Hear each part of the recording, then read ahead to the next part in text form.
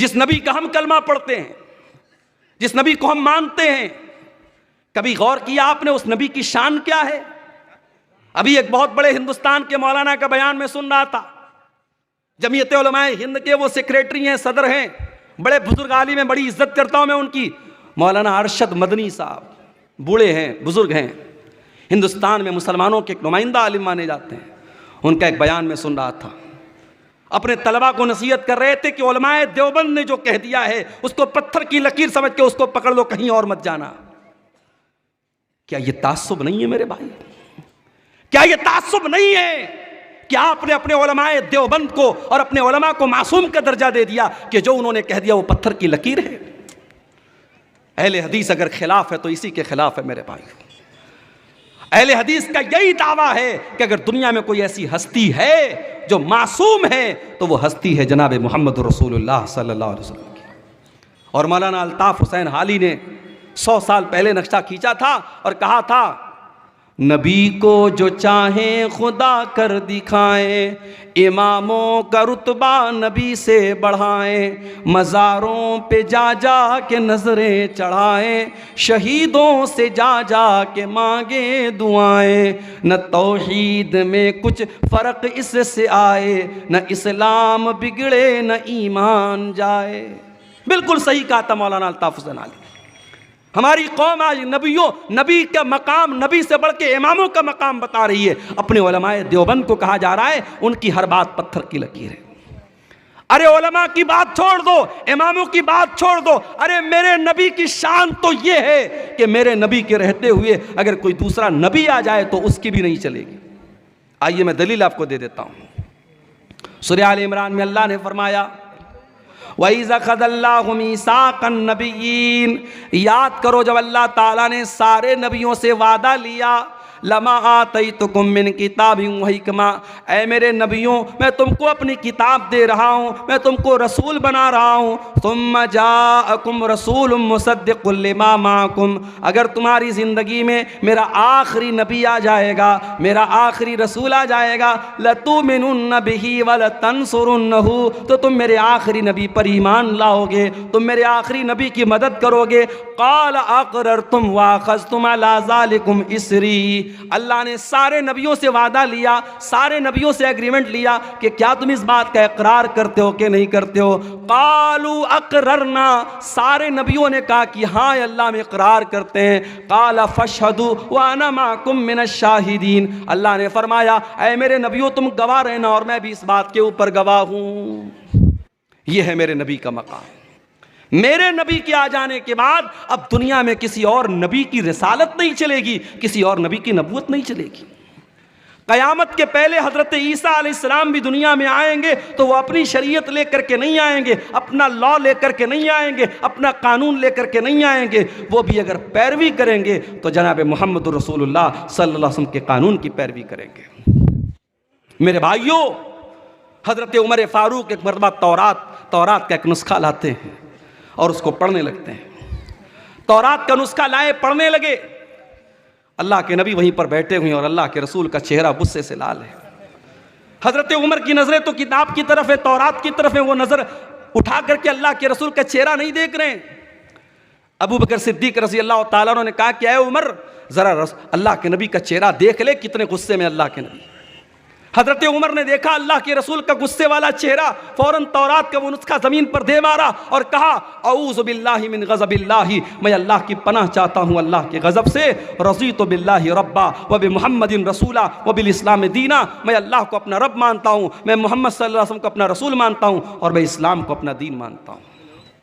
उसके बाद अल्लाह के नबी ने फरमाया वल्लज़ी नफ्सु मुहम्मदिन बियदिही, उस अल्लाह की कसम जिसके हाथ में मोहम्मद की जान है। ऐ उमर कान खोल करके सुन लो, लौ बदालकुम मूसा, अगर आज मूसा अलैहिस्सलाम भी दुनिया में आ जाएं और तुम मुझे छोड़ करके मूसा अलैहिस्सलाम की पैरवी करने लगो, उनके पीछे पीछे चलने लगोगे, लज़ललतुम अन सवाइस सबील, तो तुम सीधे रास्ते से भटक जाओगे।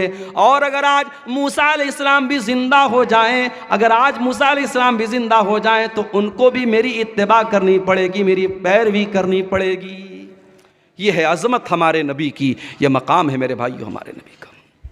हमारे नबी तो वो है मेरे भाइयों जो रस्म और रिवाज को ख़त्म करने के लिए दुनिया में आए थे, आखिरी नबी बन के आए थे। हमारे नबी की मिसाल कैसी है? अल्लाह के नबी एक हदीस में मिसाल बयान करते हैं, एक इंसान ने बड़ा खूबसूरत मकान बनाया, बड़ा बेहतरीन मकान बनाया, बस एक ईंट की जगह छोड़ दी। अब लोग आते हैं, मकान का चक्कर लगाते हैं, कहते हैं यार मकान तो बहुत अच्छा है, बस एक ईंट की कमी है। अल्लाह के नबी फरमाते हैं कि वो एक ईंट मैं हूँ, मैं नबूवत की आखिरी ईंट हूँ, मैं खातमुन नबिय्यीन हूँ, मैं आखिरी नबी हूँ, मेरे बाद अब कोई और नबी आने वाला नहीं है। अल्लाह के नबी खातमुन नबिय्यीन हैं, अब आपके बाद दुनिया में कोई नबी आएगा नहीं। और इसीलिए आप देखिए कि अल्लाह के रसूल की जिंदगी में एक बहुत खतरनाक रस्म व रिवाज थी। किसी ने अगर किसी बच्चे को पाल लिया तो वो उसका सगा बाप माना जाता था। अभी मेरे पास एक साहब का कॉल आया कि मैंने बेटे को पाला है, मुझे औलाद नहीं हो रही थी, बच्चे को पाला है, तो ये तो पता है कि बच्चे के बाप की जगह जब निकाह पढ़ा जाएगा तो मेरा नाम नहीं बल्कि उसके बच्चे के बाप का नाम लिया जाएगा। लेकिन मैं ये पूछना चाह रहा था कि आधार कार्ड बनवाना है, पैन कार्ड बनवाना है, क्या उस पर मैं अपना नाम दे सकता हूँ? मैंने कहा भाई ये देख लो, आप अगर टेक्निकल मजबूरी है, आधार में अगर आप अपना नाम ही दे सकते हैं, बच्चे के ओरिजिनल बाप का नाम नहीं दे सकते, मजबूरी है तो अलग बात है। शरीयत तो यही कहती है कि आपको ओरिजिनल बाप का नाम देना पड़ेगा। बच्चे को पाल लेने से आप बच्चे के बाप नहीं बन जाते, शरीयत का कायदा तो यही है। इसीलिए मुसलमानों के यहाँ बच्चों को गोद लेना बहुत मुश्किल टफ मामला है, इसलिए कि इस्लाम बच्चे को गोद लेने पर उसके ओरिजिनल बाप का ही नाम उसके नाम के साथ लगाया जाएगा, पालने वाले का नाम नहीं चलेगा। इस्लाम ने बड़ी सख्ती के साथ इस बात का हुक्म दिया है। अल्लाह के नबी ने हजरत जैद को बेटे की तरह पाला था और इतनी मोहब्बत से पाला था कि लोग जैद इब्न हारिसा को जैद बिन मोहम्मद कहने लगे, अल्लाह के रसूल का बेटा कहने लगे। और हजरत जैद की शादी जब हजरत ज़ैनब के साथ हुई और मियाँ बीवी में जब अच्छी तरीके से निभा नहीं हो पाया और हजरत जैद ने अपनी बीवी को तलाक दे दिया, अल्लाह ने हुक्म दे दिया, ऐ मोहम्मद सल्लल्लाहु अलैहि वसल्लम, आप हजरत ज़ैनब की इद्दत पूरी हो जाने के बाद उनसे निकाह कर ले। गौर करो मेरे भाइयों, उस जमाने के रिवाज के हिसाब से हजरत ज़ैनब अल्लाह के नबी की बहू लगती थी, हजरत जैद की बीवी थी, आपकी बहू लगती थी उस ज़माने के रिवाज के हिसाब से। और अल्लाह ताला की तरफ से ये हुक्म दिया गया कि आप ज़ैनब से निकाह कर लीजिए। अल्लाह के नबी घबराने लगे, लोग मुझे ताना मारेंगे, लोग मुझे बुरा भला कहेंगे, मैं क्या जवाब दूंगा? अल्लाह ने फरमाया, या अय्युहन नबी ला तुतिल काफिरीन वल मुनाफिकीन, ऐ नबी आप काफिरों की पैरवी न करें, मुनाफिकों की पैरवी न करें। ऐ नबी अल्लाह ने जो हुक्म दिया आप उस हुक्म को मान ले। व तख्शन्नास वल्लाहु अहक्कु अन तख्शा, ऐ नबी आपको लोगों से डरने की ज़रूरत नहीं है, आपको अल्लाह से डरना है, अल्लाह से डरिए आप। नबी ने शादी कर ली हज़रत ज़ैनब बिन्त जहश से। अल्लाह के नबी ने जब उन्होंने उनकी तलाक हो गई, इद्दत पूरी हो गई, अल्लाह के नबी ने शादी कर ली। अब जैसे ही शादी हो गई, अब अल्लाह के नबी के ऊपर मुनाफिकीन की तरफ से एतराज़ होने लगा, यहूदियों की तरफ से एतराज़ होने लगा, साहब इन्होंने तो अपनी बहू से निकाह कर लिया।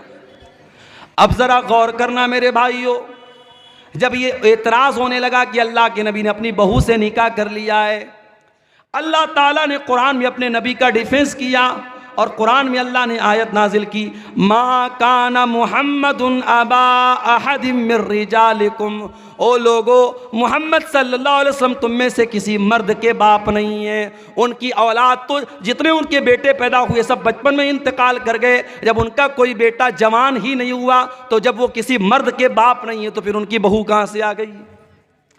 जब वो किसी मर्द के बाप नहीं है, उनके सारे बच्चे बचपन में इंतकाल कर गए, तो तुम ये क्यों कहते हो उन्होंने अपनी बहू से निकाह कर लिया? उनका दूसरा एतराज ये था कि चलो ठीक है, इन्होंने निकाह कर लिया ज़ैनब से, और ज़ैनब इनकी 5वीं बीवी थी और सारे मुसलमानों को ऑर्डर था कि 4 से ज़्यादा शादी नहीं कर सकते, और अल्लाह के नबी की ये 5वीं बीवी थी। इस पर भी लोगों ने एतराज़ किया कि सबके लिए अलग कानून, इनके लिए अलग कानून क्यों है? अल्लाह ने उसका भी जवाब दिया, वलाकिर रसूल अल्लाह, ये अल्लाह के रसूल हैं, ये तुमसे पूछ करके निकाह नहीं करेंगे। इनको अल्लाह ने इजाज़त दी है, इसलिए इन्होंने ज़ैनब से निकाह किया है। आम मुसलमानों के लिए अलग हुक्म है और नबी के लिए अल्लाह की तरफ से अलग हुक्म है, तुम्हें एतराज़ करने का कोई हक हासिल नहीं है। तीसरा एतराज़ ये किया गया कि अगर अपनी बहू से निकाह कर भी लिया ज़माने के रस्म व रिवाज को तोड़ने के लिए, तो ये काम कोई और भी कर सकता था, इन्होंने क्यों किया? ये रस्म तो किसी और के ज़रिए भी तोड़ी जा सकती थी, ये रस्म अल्लाह के रसूल के ज़रिए क्यों तोड़ी गई? अल्लाह ने फरमाया व खातमन नबीयीन, मेरा नबी आखिरी नबी बन करके आया। जब मेरा नबी रस्म व रिवाज को नहीं तोड़ेगा तो कौन तोड़ेगा? मेरे नबी तो रस्म व रिवाज को तोड़ने ही के लिए दुनिया में आए थे। ये अलग बात है, वो नबी रस्म व रिवाज को तोड़ने के लिए आए थे। उस नबी के उम्मती आज रस्म व रिवाज को तोड़ने वाले नहीं बल्कि बढ़ाने वाले बन गए। बढ़ा रहे हैं हम रस्म व रिवाज को।